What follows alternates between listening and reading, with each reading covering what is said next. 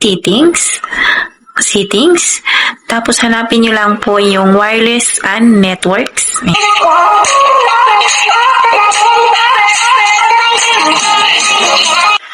Hello mga kabayan and welcome back to my YouTube channel. Ayan, share ko pala sa inyo guys kung paano natin i-activate ang ating roaming number dito sa abroad. Ayan.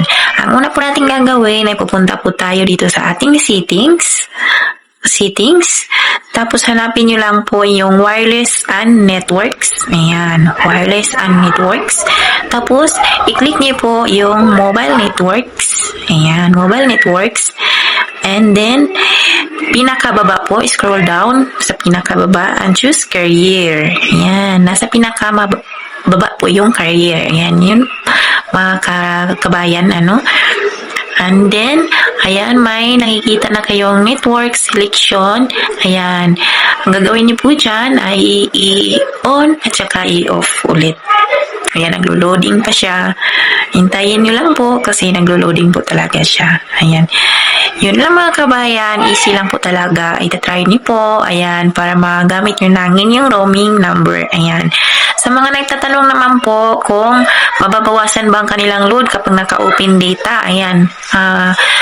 Gusto ko lang po ipaalam sa inyo mga kabayan. Hindi ko pa po nakapag-try na mag-load dito sa aking mobile.